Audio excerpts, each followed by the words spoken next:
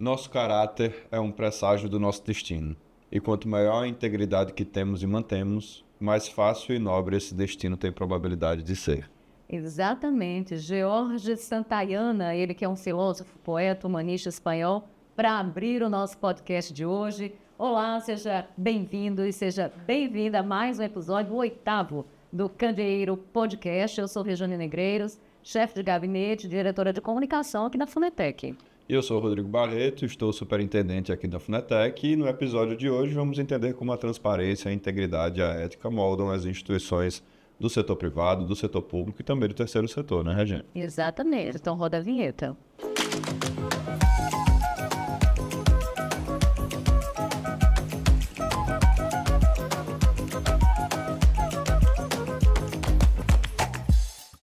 Neste episódio, nós vamos falar sobre integridade, governança, transparência, boas práticas. É um misto aí que muitos chamam de compliance. Esse é um termo que até pode parecer bem complicado, mas que trata de coisas que deveriam ser simples, né, Rodrigo? Ou seja, fazer do jeito certo, colocar uma organização no eixo, nos trilhos. Verdade. Eu costumo dizer, Rezane, que o compliance ele não se trata de criar, inventar uma nova roda, mas, na verdade, coordenar as atividades da organização para que ela se adeque e se adapte a esses pressupostos de integridade, né? Integridade que é um tema que ganha muita força a partir do advento da linha de corrupção no nosso país, que é um instrumento legal que surge num contexto, né, de exaltação social lá em 2013, então vem como uma resposta do Legislativo para os escândalos que atravessamos o nosso país àquela altura e que vem se consolidando, ainda que com algum atraso, vamos discutir um pouco sobre isso aqui, vem se consolidando nos ambientes de gestão das organizações públicas, privadas e também do terceiro setor. Pois é, e a gente precisa falar em ética, em transparência. Tem uma frase trazendo uma outra agora de uma americana, jornalista, apresentadora, empresária, ou seja, uma mulher potente, que é a Oprah Winfrey. Ela diz o seguinte, que a verdadeira integridade é fazer a coisa certa sabendo que ninguém vai saber se você está fazendo ou não. Ou seja, independente de alguém estar olhando. É verdade, muito bom. E para tratar desse tema tão importante conosco hoje, temos dois convidados ilustres, né? Professor João Marcelo, professor da Universidade Federal da Paraíba, possui doutorado em Ciências Contábeis pela UNB, UFPB e UFRN, mestrado em Ciências Contábeis pela UFPE, especialização em Gestão e Auditoria Pública pelo IESP e graduação em Ciências Contábeis pelo UFPB. É também técnico em contabilidade e professor adjunto da Universidade Federal da Paraíba no campus 4. Né? Tem experiência na área da administração, com ênfase em ciências contábeis e participa de grupos de pesquisa como líder, como, por exemplo, o Grupo de Apoio à Pesquisa em Ciências Contábeis. Foi também conselheiro de administração da Credune, Cooperativa de Economia e Crédito Mútuo dos Servidores das Instituições Públicas de Ensino Superior do Estado da Paraíba. Professor, seja muito bem-vindo. Para além do professor João Marcelo, temos também o professor Bruno Cabral, que é auditor da Auditoria Interna Governamental do Instituto Federal da Paraíba, meu colega, portanto, mestre em Gestão Pública e Cooperação Internacional pela UFPB, colega também na vida acadêmica, licenciado em Geografia pela Universidade Estadual da Paraíba e pós-graduado em Gestão Pública pelo UFPE e também em Gestão Financeira, Auditoria e Controladoria pela FAM. É graduado em Ciências Contábeis pela Facet, pesquisador em Políticas Públicas, Gestão Governamental e Cooperação Internacional. Então sejam muito bem-vindos à nossa conversa. É uma satisfação muito grande recebê-los para tratar de um tema que nos é tão caro e que está no centro das nossas atividades aqui na Funetec. Então, para começar, nós sempre gostamos de ouvir um pouco da história de cada um de vocês. Então, eu gostaria de começar com o professor João Marcelo. Professor, faça uma breve Wikipédia aí da sua trajetória, o que é que lhe trouxe até aqui. Eu já dou um deixo. Eu soube, eu sempre gostou de fazer conta desde pequenininho e que isso foi delineando aí, portanto, a sua vida profissional. Isso. Quando a gente pensa, né, principalmente na vida profissional, a gente tem que seguir um caminho. Eu sempre digo, às vezes a vida nos leva para outros, mas eu digo que todas as vezes que eu tentei fugir da contabilidade, não deu certo. Então, seguindo pela contabilidade, eu cheguei na gestão pública em 2006. Então, eu já estava ainda terminando minha graduação e fui para o governo do Estado. E digo que isso foi uma escola. Dentro do governo do Estado, eu atuei numa empresa pública chamada Emater, que hoje é Empaer, e me relacionei, né, com toda a estrutura governamental, todo o staff governamental de controle e contabilidade. Vencido isso, eu disse, olha, o que é que realmente eu quero? Eu quero ensinar, eu quero trazer possibilidades para outras pessoas. E aí fiz mestrado, fiz concurso público para o UFCG e comecei no Serviço Público Federal na UFCG. Mas antes eu já também estava dando aula numa universidade particular que a gente tinha aqui, chamada Lumen Faculdades, que era justamente do antigo Instituto Rio Branco, né? Ela era mantenedora e lá eu cheguei a coordenador. Nesse caminho, fiz concurso novamente para o UFPB e resolvi ficar lá. Fiz doutorado em contabilidade também, naquela época era um multi, né, que a gente percorria, estava em Brasília, Natal e aqui em João Pessoa, mas sempre ancorado com essas questões da gestão pública. E coroando tudo isso, né, quando foi em 2012, cheguei à gestão superior, fui presidente do Instituto de Desenvolvimento da Paraíba, fui prefeito universitário e, por fim, na atuação junto à gestão superior da UFPB, estive assessorando o gabinete da reitora, da então reitora, professora Margarete. Ah, professor. Então, isso tá foi... Olhando, eu tenho certeza que eu conheci como prefeito universitário. Então, isso foi a minha história acadêmica e profissional. Então, por isso que estar discutindo gestão pública, para nós sempre é uma grande satisfação e uma paixão. Que legal. Bruno. Vamos lá. Primeiro eu gostaria de agradecer o convite na figura do nosso superintendente. É um prazer estar contigo também, Rejane, a equipe toda aqui. E fiquei muito feliz ao ser convidado, porque eu não conhecia o projeto até então, que é novo, né, inclusive para mim também. O Candeeiro me deixou muito feliz. Porque quando a gente fala de auditoria, de controle, como o professor João Marcelo colocou, nos enche de orgulho. Porque tem muita coisa que a gente vai falar aqui que vai depender desse contexto. E aí eu dei uma gugada, e aí eu fui também no YouTube e gostei muito do projeto. E aí eu estou muito feliz, não poderia deixar de dar o registro aqui inicial. Parabéns, né, para toda a equipe que vem trazendo isso em pauta, né? A gente vê aqui uma sala bonita dessa, cheio dos ODS, um mapa, é o guia da gestão pública, para que a gente consiga, então, a justiça social, viver em comunidade de forma mais perfeita, né, o que a gente busca. E aí, feliz também por compartilhar um pouquinho da experiência que a gente vem trazendo desde ali dos primeiros anos de vida, né, a gente traz o contexto familiar também, bem como também a trajetória profissional que a gente pensa que vai trazer algumas coisas e também aprender muito com vocês aqui hoje, né, com o professor João Marcelo. Fico muito feliz em ladear com ele aqui o papo. Tá? E aí, sobre a questão mesmo de onde vem, né, toda essa questão aí da trajetória, eu costumo brincar um pouquinho que é uma pitada um pouco de destino. E, claro, a influência, né, toda da formação minha enquanto da base acadêmica, mas eu sempre me lembro, aos 9 anos por ali, que meu pai tinha uma apostila, ele era médico na época, não tinha muito tempo de estudar, né, mas na medida do possível sempre estava estudando à noite. E eu via aquela apostila muito grande de auditoria da Receita Federal do Brasil. E dali eu fiquei com aquilo na minha cabeça e não saiu, isso desde os 9 anos de idade. E aí lá nos idos de 2013 para 2014 sai o concurso da Educação Federal, mais precisamente para o cargo de auditor, e aí eu falei, agora é a minha hora. Eu já tinha feito algumas questões na área pública, mas não como eu fiz de 2014 até agora. E aí a gente teve esse contato, né, e a gente vem buscando, dentro dessa perspectiva do destino, né, eu brinco muito com isso, mas tem muito a ver também com a formação que a gente vem trazendo. E estar aqui hoje, né, com vocês mais uma vez é muito especial. Obrigado pelo convite. Que bom, ficamos felizes. Eu particularmente, né? Viu, Pode? Gostou? Então, que bom. Agradeço em nome da comunicação. Exato. E é interessante observar também, principalmente da fala do professor João Marcelo, que lá na graduação ele teve a oportunidade de estagiar ou trabalhar já no governo do Estado, né? E como isso moldou sua trajetória, lhe trouxe até aqui. E aqui na Funetec a gente também tem essa satisfação, Bruno, professor João, porque hoje nós temos a oportunidade de contratar alunos do curso de Gestão Pública da UFPB, de todos os outros cursos que são atinentes ao nosso campo, para estarem aqui hoje, também dar essa oportunidade E o que nós esperamos é que nós possamos inspirá-los a estarem aqui nos nossos lugares no futuro e treinar toda uma nova geração, né? Agora, acho que tem algo que a gente precisa traduzir nessa conversa de hoje, né?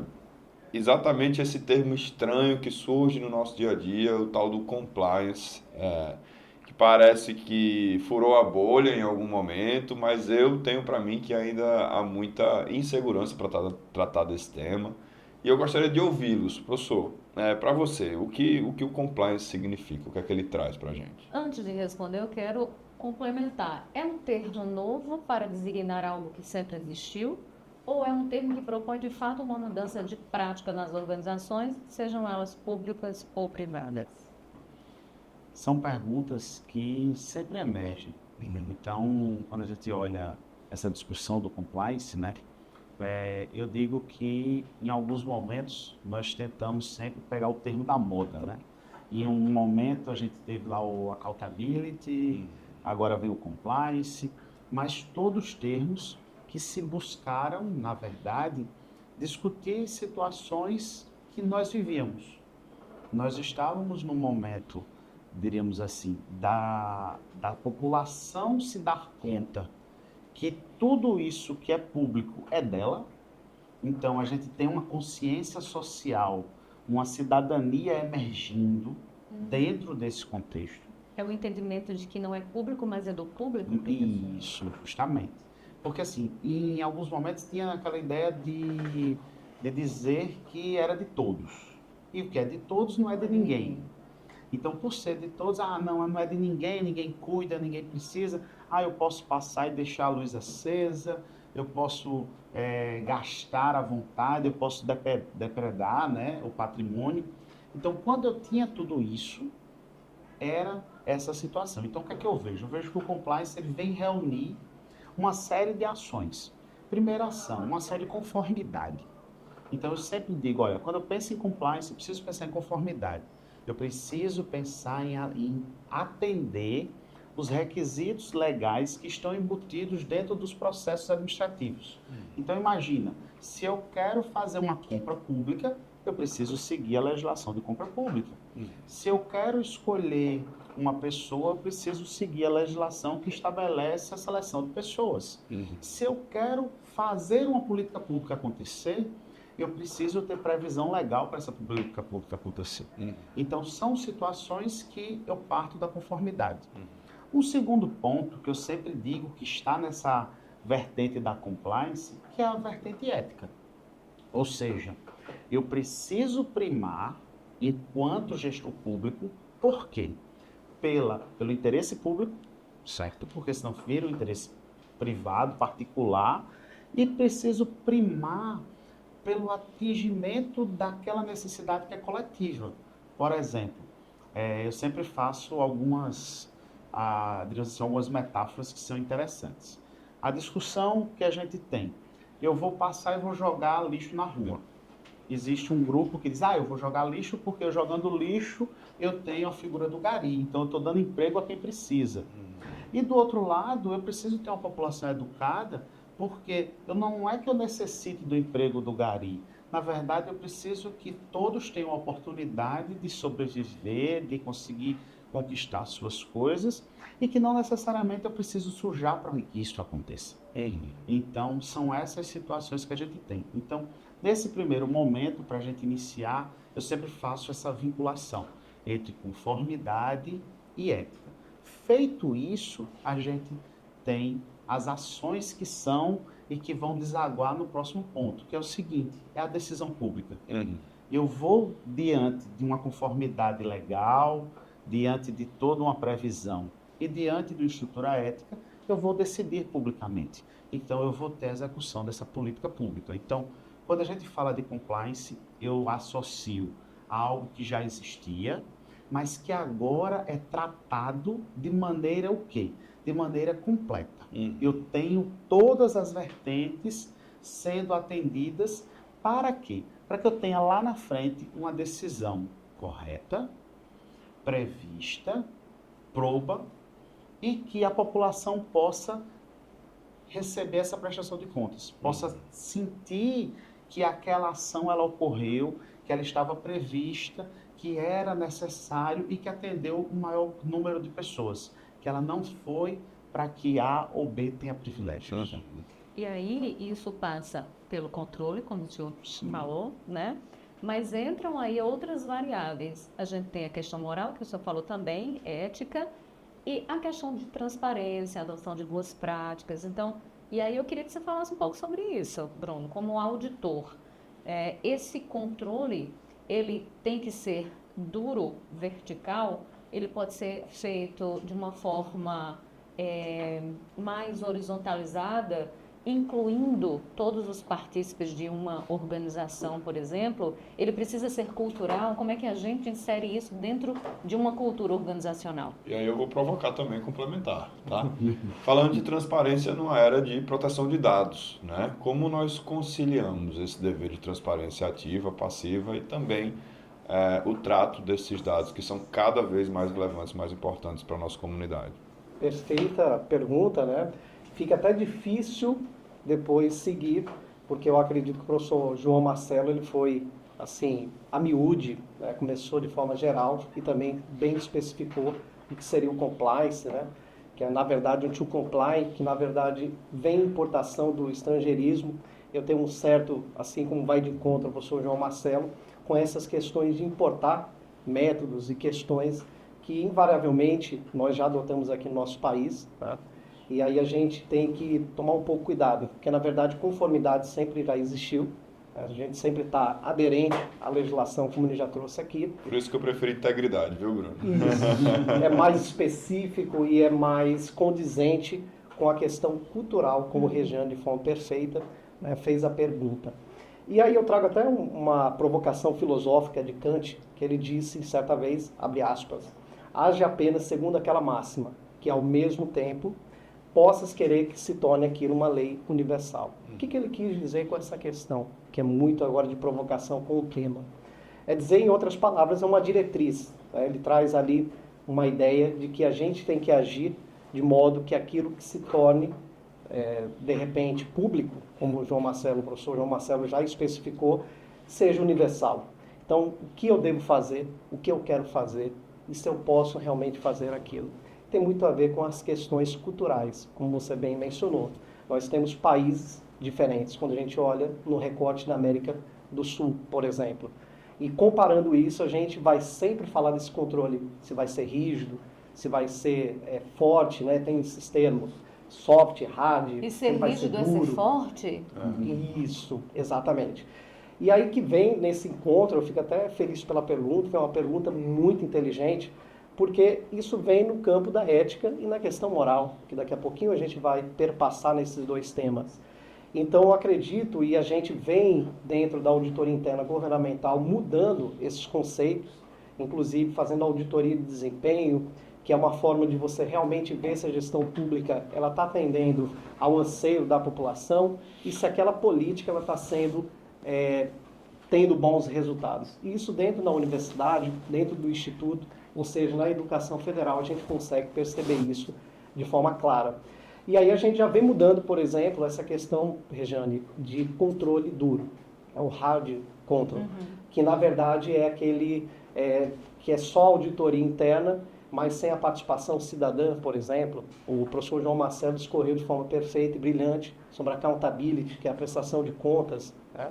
Então isso tudo vem ao encontro de dizer, em outras palavras, de forma mais fácil, que na verdade o controle ele tem que ser adequado. Não pode ser exagerado, nem muito, nem pouco. Ele não deve ser excedido e muito menos faltar. Nem muito que ingesse, nem pouco que afrouxe demais. É o justo equilíbrio das coisas. E a gente tem na gestão pública os contornos que devem ser feitos.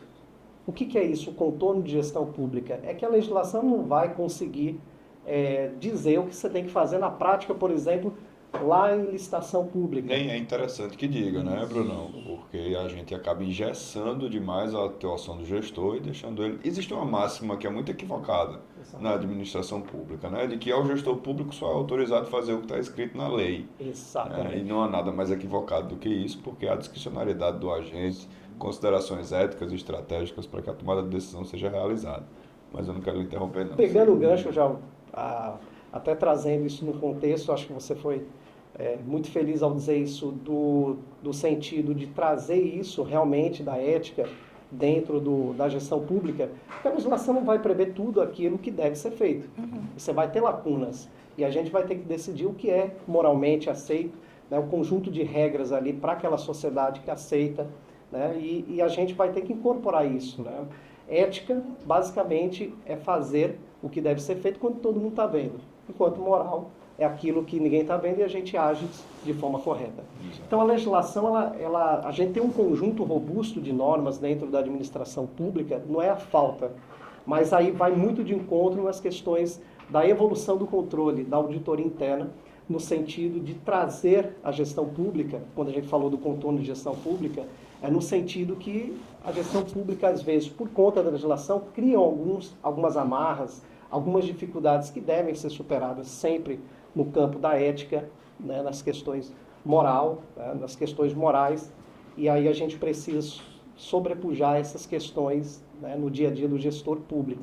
E aí vai muito em contra a questão cultural de Rejane, que ela colocou aqui, porque existe hoje a auditoria de cultura, né, que é pouco praticada, a gente vem iniciando, isso tanto no contexto da iniciativa privada quanto também no público. E a gente vem fazendo as auditorias de cultura no sentido de mudar o comportamento.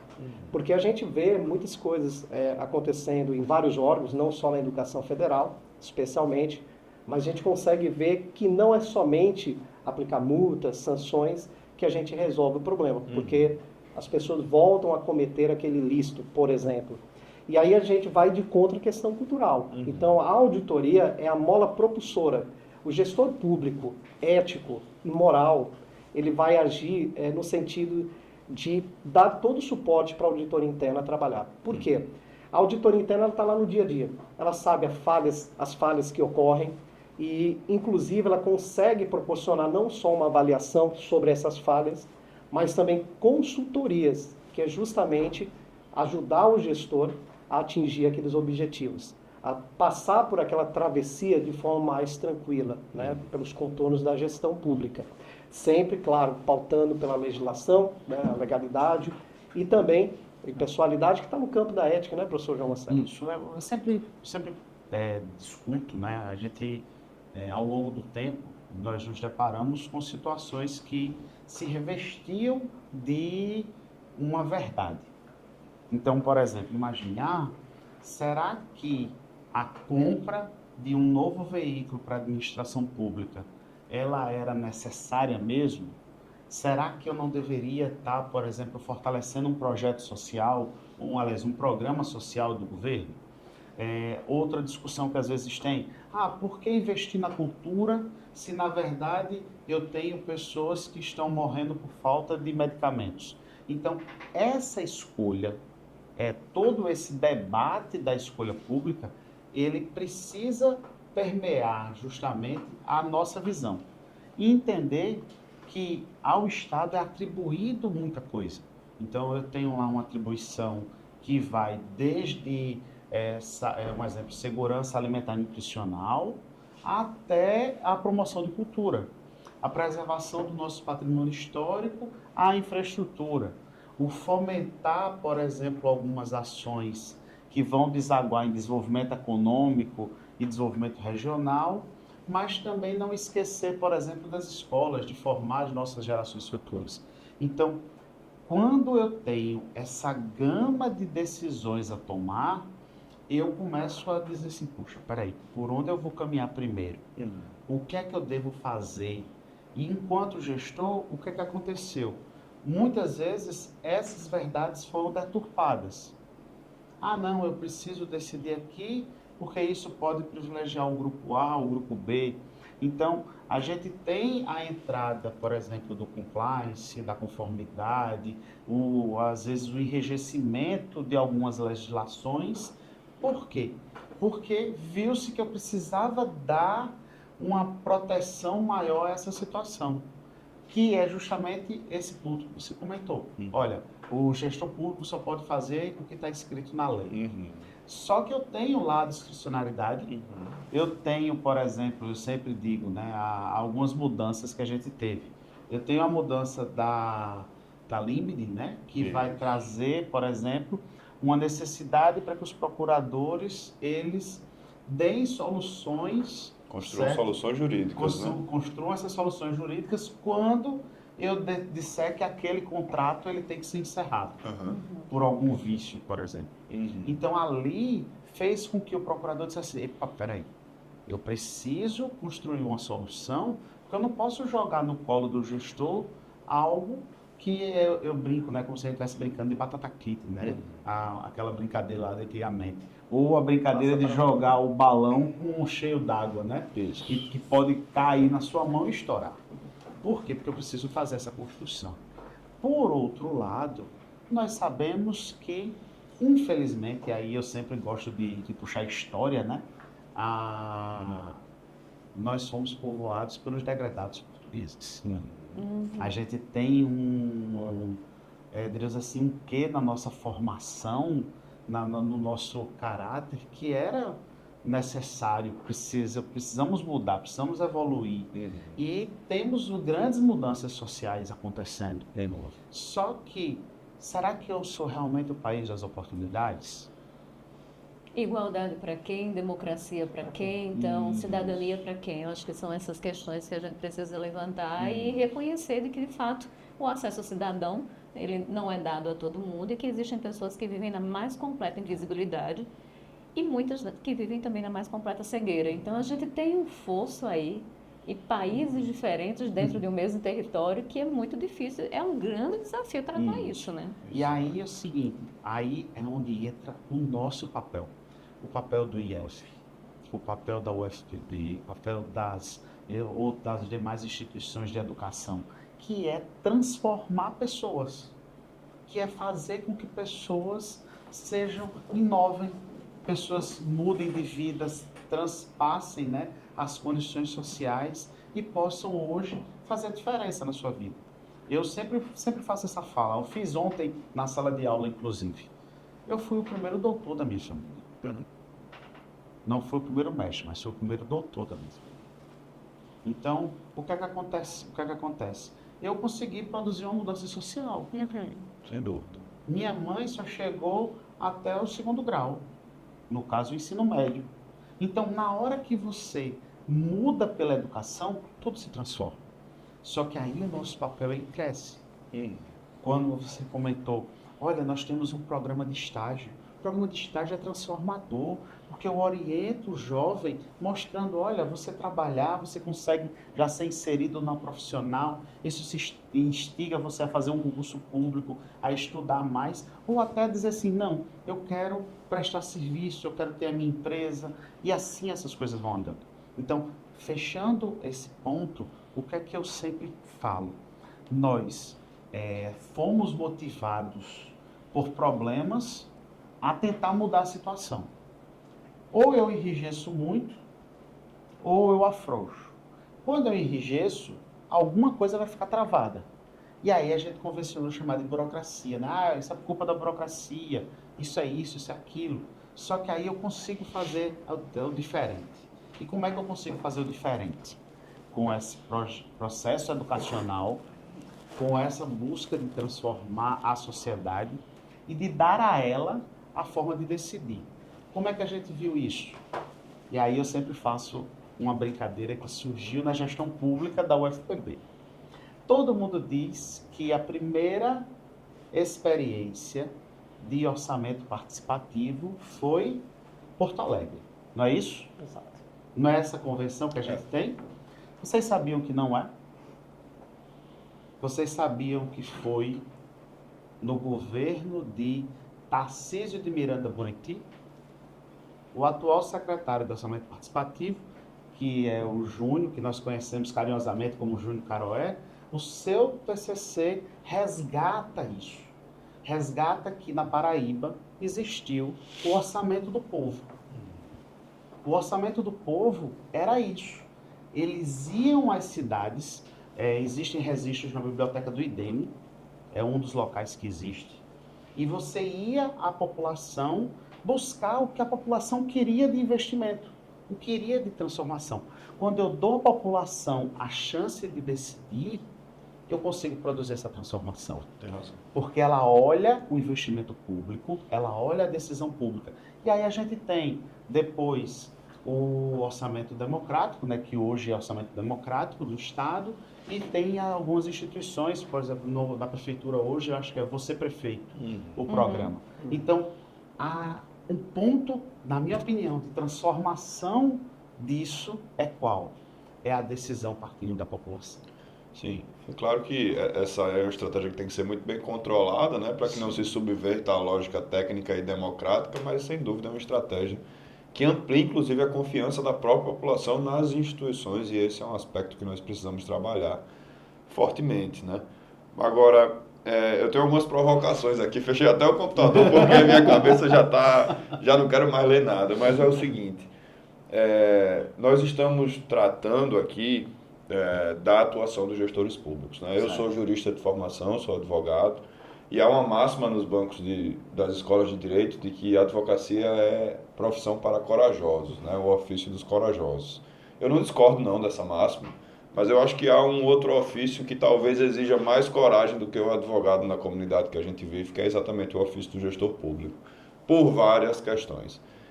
Dentre elas, primeiro, a representação da comunidade, a necessidade da tomada de decisão, e aí o gestor público precisa também ser capacitado nesse sentido para que ele tenha essa condução, para que a decisão seja primeiramente estratégica, depois ética e moral, e essa lógica kantiana se aplica muito adequadamente à atuação do gestor público, e depois legal, claro, com toda essa discussão relacionada à construção das soluções jurídicas para a implementação da decisão, ou eventualmente até a construção de uma autorização legislativa que também pode partir de iniciativa do gestor público.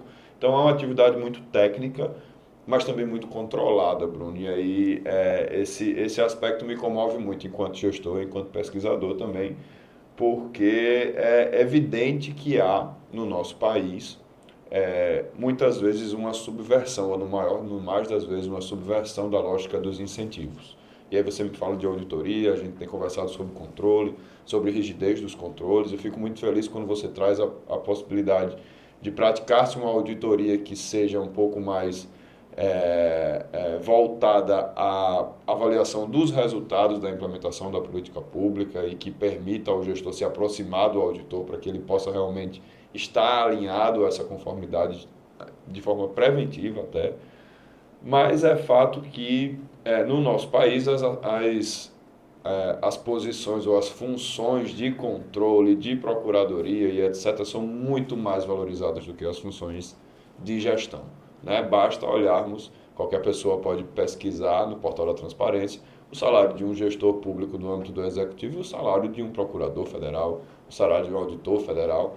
E não que não seja importante, todas as funções são importantes, mas existe claramente uma lógica que subverte essa dinâmica, porque essas melhores condições acabam naturalmente atraindo os melhores quadros para funções de controle e não para funções de gestão. E aí eu queria lhes ouvir um pouco sobre isso, entendendo qual é o nosso papel enquanto controladores, enquanto gestores também, para que a gente consiga produzir um cenário mais adequado que permita ao gestor público alcançar os anseios da comunidade, porque a ele cabe essa missão, que é uma missão muito árdua, muito difícil, e que nós precisamos promover esse ambiente de segurança para que essa atuação seja exercida, né? Esse fato social, ele culminou de 2021, 2022, lá nos idos, até chegarmos aqui em 2025, os resquícios do fenômeno do apagão das canetas. Isso. E a gente sabe que todo gestor público, ele tem os seus ônus, né? Mais ônus, muitas vezes, do que os bônus.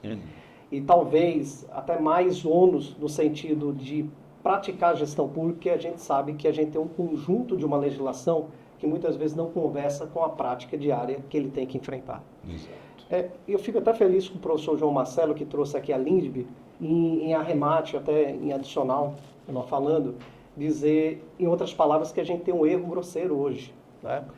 Porque errar é humano, mas você errar de forma que você não tenha um grau de relevância mínima, de entendimento que aquilo, por exemplo, é antiético, é imoral, aí a gente está fugindo desse conceito de erro grosseiro.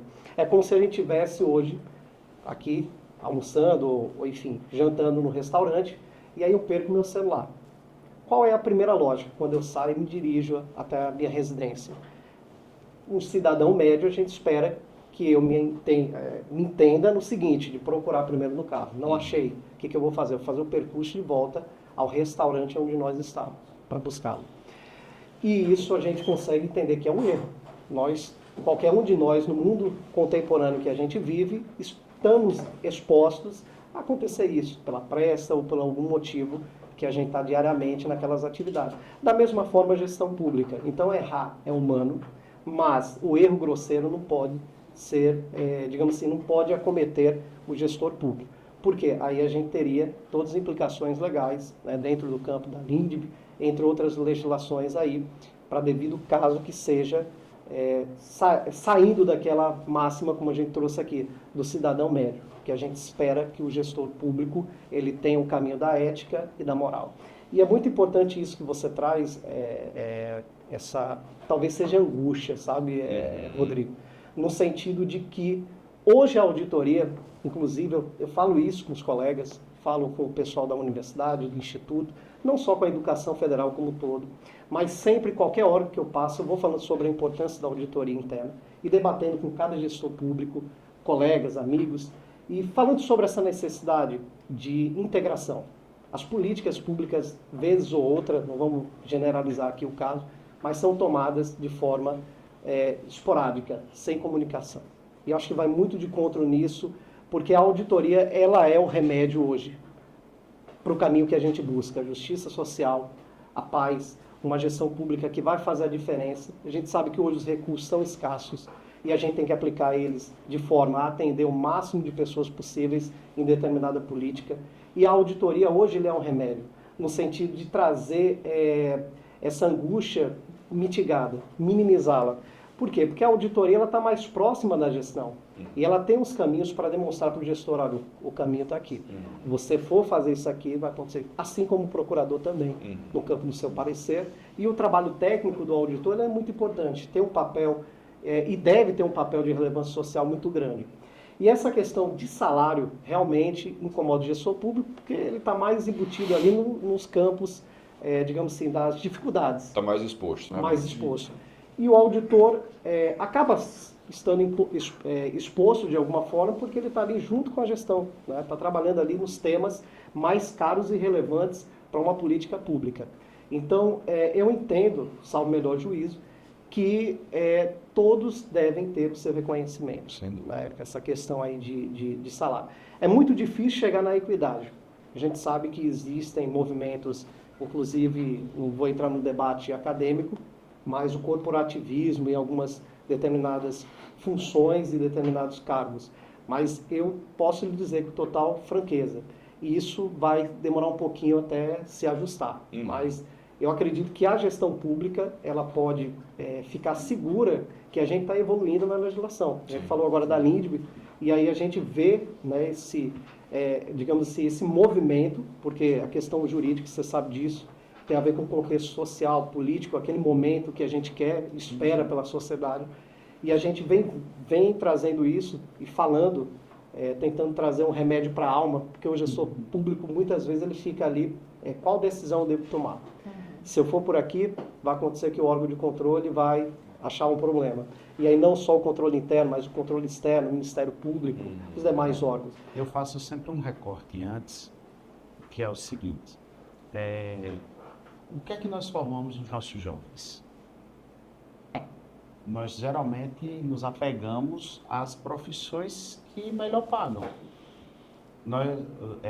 Ciclicamente, nós recebemos aquelas propagandas, principalmente, geralmente, próximo de uma inscrição de Enem, ou próximo da escolha do SISU, que é o seguinte: as profissões que melhor pagam, a profissão do futuro, isso, aquilo, outro.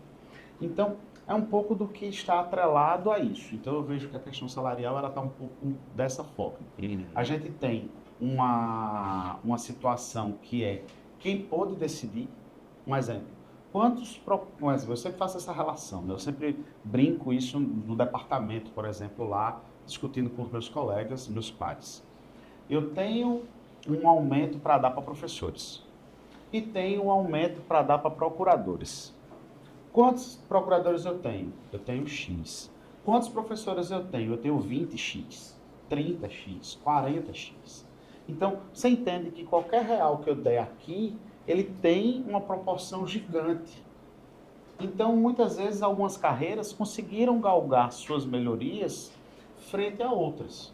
Se eu pego a carreira, por exemplo, do auditor federal, e aí CGU, TCU e outros, você vai ver que é uma carreira que é limitada, ou seja, tem uma quantidade muito menor. Então, é mais fácil de eu chegar e de ter trabalhos e de ter ações de melhoria da carreira. E aí isso é, na minha opinião, Um dos fatores, né? é um dos fatores que ocorre. Um segundo fator é justamente da procura, né?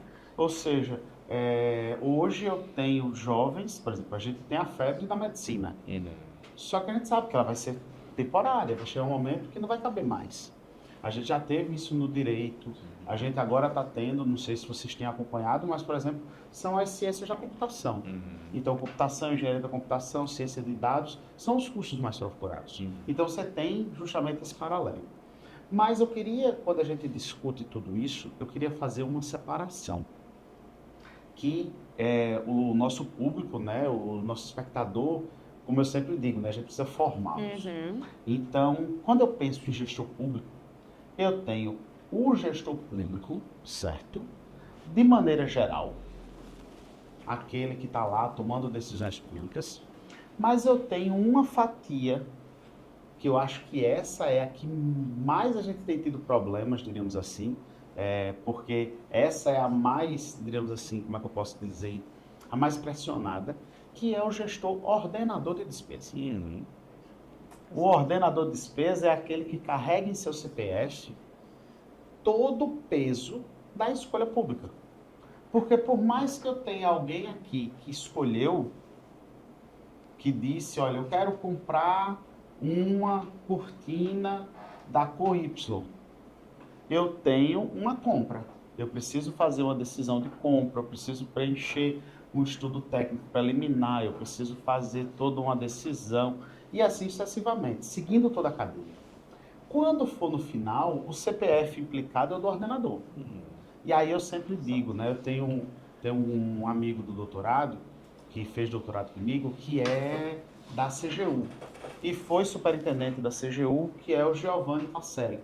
Hoje ele está na auditoria da Unilab, aqui em Fortaleza. Grande né? Pacelli. Isso. E aí ele recentemente escreveu um livro, eu disse, Pacelli, tu tem gás para escrever mais um livro? Eu disse, tenho, pronto. E escreveu, que é o Guia de Sobrevivência do Ordenador de Despesas, União, Estados e Municípios, lançado agora em 2025. Quando eu falo isso, é porque o que mais me chamou a atenção é um guia de sobrevivência. É um sintoma, né? É um sintoma, é o cara que está andando num campo minado, porque ele vai ter auditoria, ele vai ter CGU, ele vai ter o pessoal público brigando, ele vai ter o gestor maior dizendo a ele, faça agora, faça isso, faça aquilo. Eu ordenei 160 milhões de despesa enquanto prefeito universitário. Rejane chegou a me entrevistar e um dos momentos era a gente brincava em alguns momentos, porque eu dizia, olha, eu entro de manhã e saio à noite. Por quê? Porque de manhã eu tenho segurança, eu tenho iluminação, eu tenho obra pública, eu tenho compra de alimento do RU, eu tenho isso, eu tenho aquilo, eu tenho transporte, eu tenho um ônibus que está viajando. Tudo isso era do prefeito universitário. E o que eu mais me alegro de dizer, eu fui o último. Por quê? Porque era desumano aquilo. Você responder por tudo isso. E aí, a gestora à época, a professora Margarete, tomou a decisão de sugerir ao Consune que a gente separasse. E o meu cargo virou, acho que salvo engano, 5. Olha isso. 5 gestores com pastas mais condensadas, com um tema exclusivo. Então, o que acontece? Se ia tratar iluminação, era com uma pessoa. Se ia tratar segurança, já era com outra pessoa, que está especializada, pensando só naquilo. Então, isso foi uma inovação naquela época da gestão e que fez algumas coisas fluírem. Então, muitas vezes, a busca de um ordenador de despesa, que está ali é uma área muito, muito, muito específica e uma área que é espinhosa por isso que muitos não querem. Exato. Professor, eu tenho uma provocação antes da gente seguir para a dica cultural. Como é que a gente faz tudo isso? Exerce um controle que seja equilibrado, respeitando a discricionariedade do gestor e tudo mais. Como é que a gente consegue adotar boas práticas e ser íntegro, né? E trazer integridade para os processos dentro de uma organização e, ao mesmo tempo, reduzir burocracia?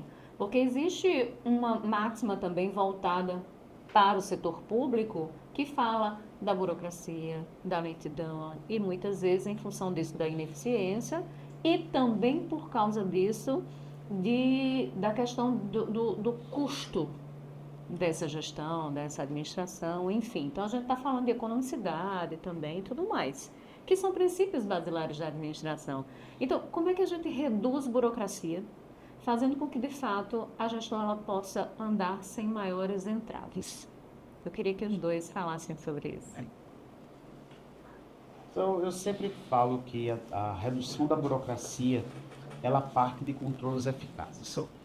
Quando eu tenho processos bem definidos, eu tenho uma redução da burocracia.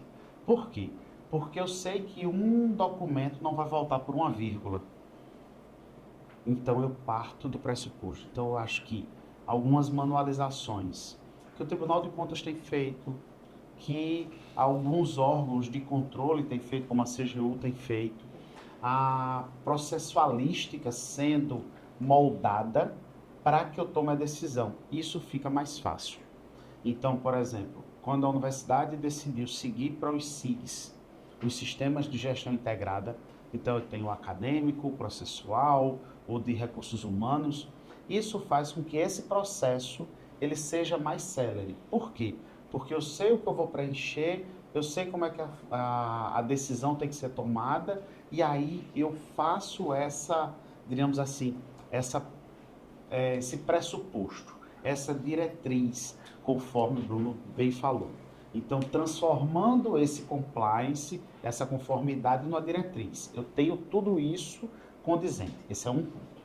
Um segundo ponto é quando eu tenho a certeza que as pessoas que estão integrando a gestão pública, elas são capacitadas. Então, quanto mais eu avanço o concurso público, o servidor efetivo, quanto mais eu tenho o cargo de confiança atrelado a certas funções, mas o cargo do dia a dia sendo executado por servidores capacitados, isso também nos ajuda. E um último ponto, que aí eu sempre digo, é que a política pública ela precisa ser bem definida. Por que eu tenho uma política pública? Por exemplo, se eu disser que a política pública ela vai ser permanente, perene, é uma forma. Se eu disser que a política pública ela vai ser temporária, ela tem que ser temporária. Eu não posso transformar o temporário em permanente. Eu tenho que saber isso. Então, quando eu tenho esse conjunto, a gente tem essa melhoria. E, por fim, quando a gente tem uma evolução social. Então, quando a gente tem pessoas cada vez mais conscientes da sua cidadania, do seu papel dentro da sociedade e da forma de cobrar. Porque aí ela cobrará do gestor, ela fiscalizará o gestor. Como é que a gente tem isso? Com transparência. Hoje, por exemplo, meu grupo de pesquisa tem discutido transparência muito mais do que está ou não um checklist, né? Muito mais do que isso. Mas sim, Bruno, você conseguiu entender esse número que foi apresentado pelo público? Rejane, você consegue entender esse relatório Y? Isso te dá uma informação?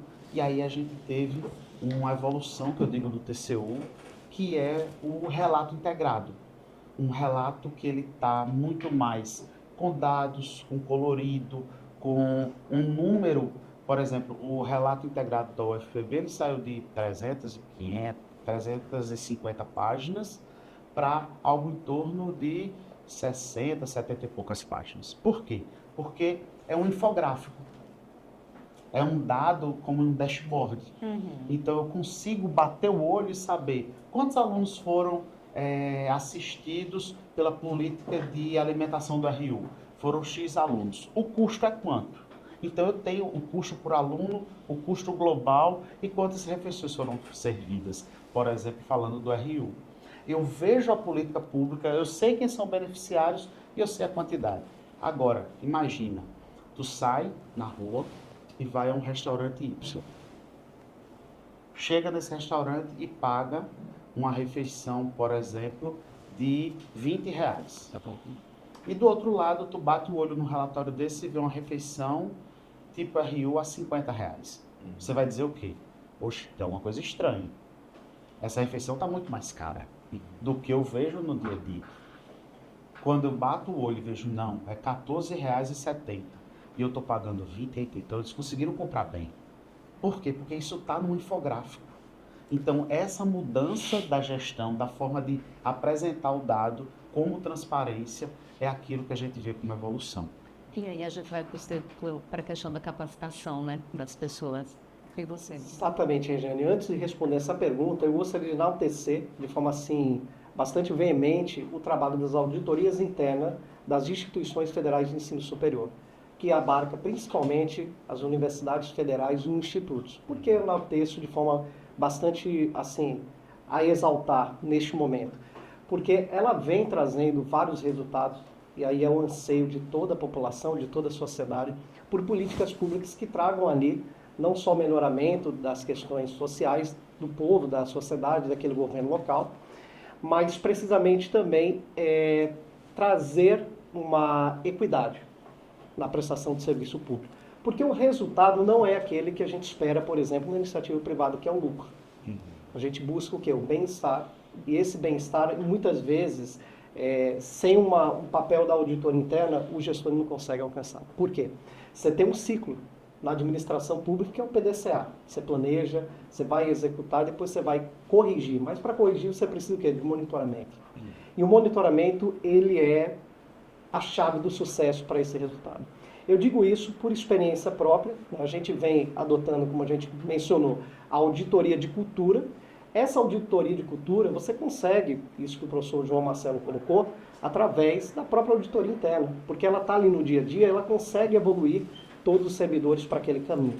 E a gente sabe que, como a gente está falando da integridade, da conformidade e também da governança, é bom a gente tratar esse tema de forma integrada, porque uma coisa está integrada à outra.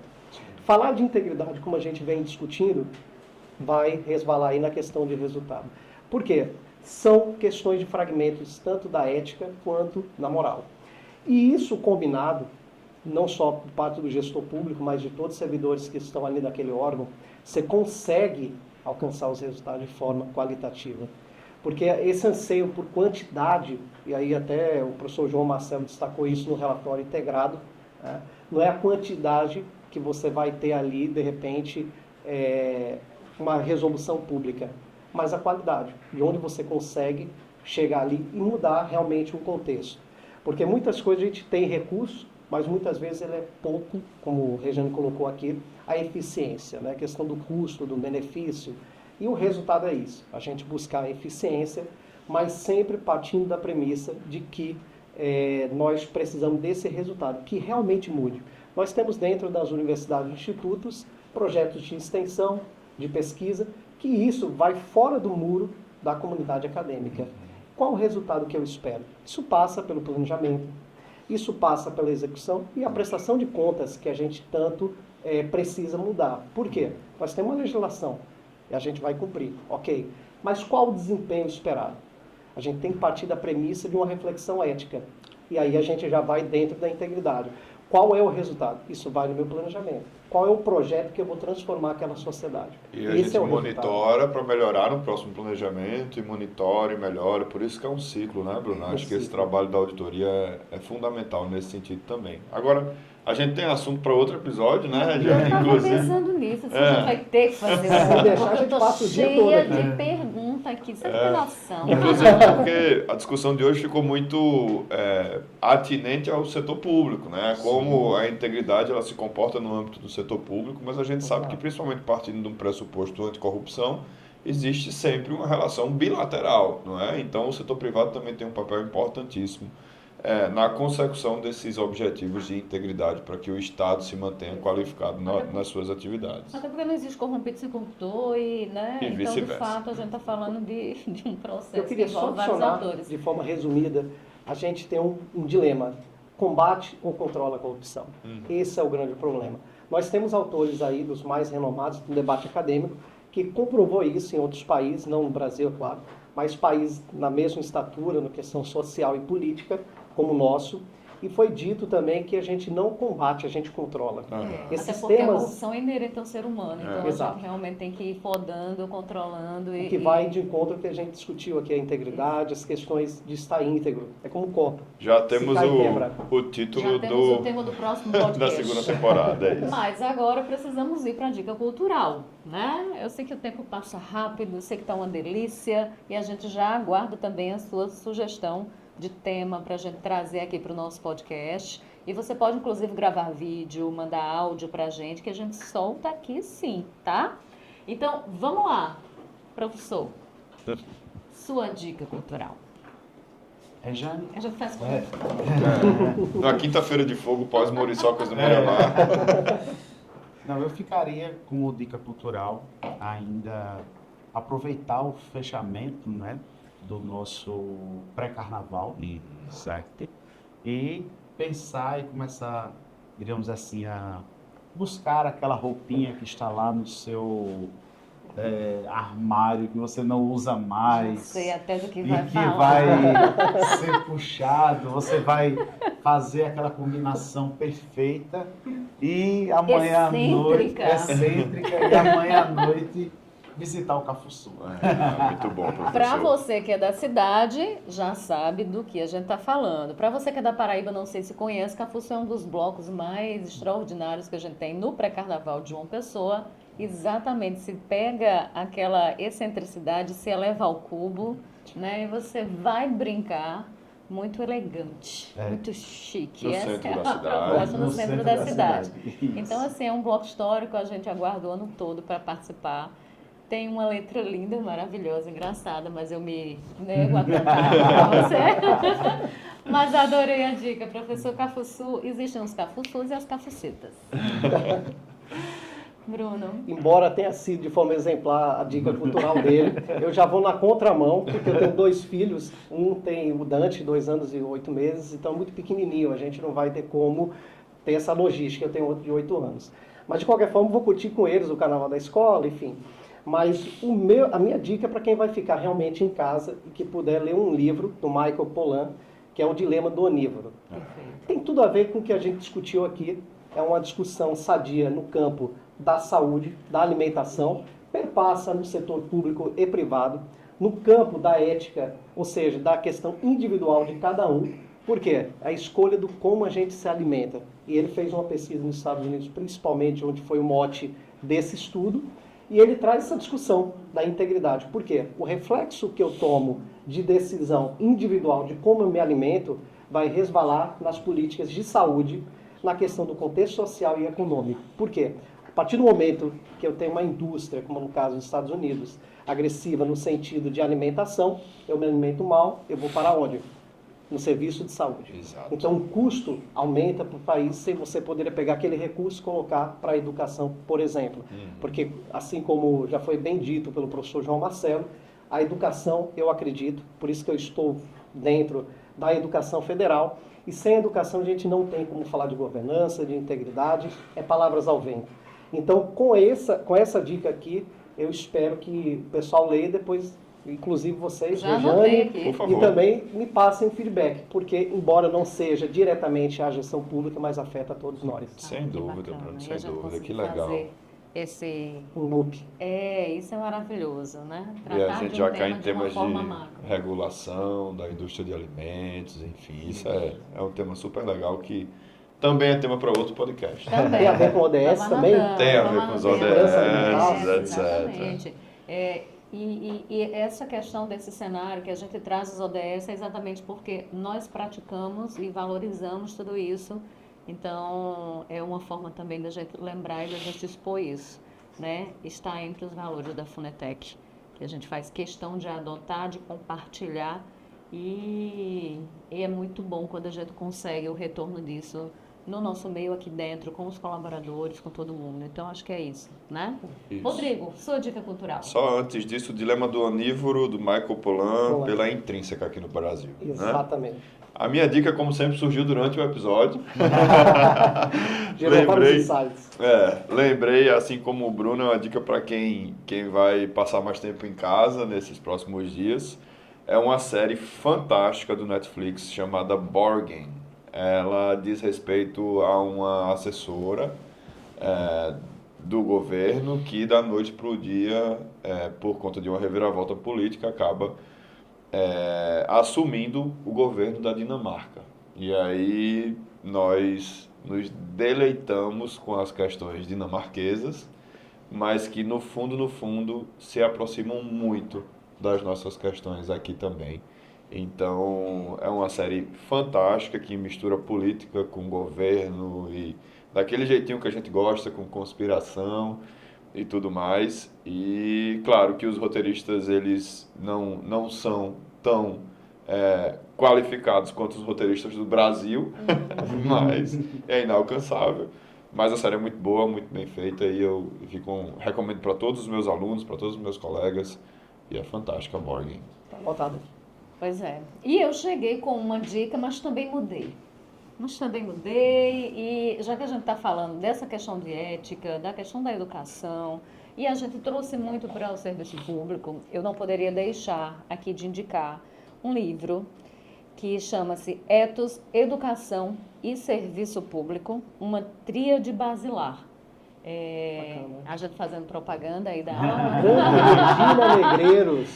Da Regina Negreiros. É ótimo. Qualquer semelhança não é mera coincidência. Regina é minha irmã. Regina é servidora do IFPB há 30 anos. Eu a conheço. E esse livro é resultado, né, de uma pós-graduação que ela fez nessa área e lançou esse livro muito bacana. Eu já trouxe um outro dela, que foi tema da dissertação de mestrado, que é muito bom, Maracatu, a Paraibana.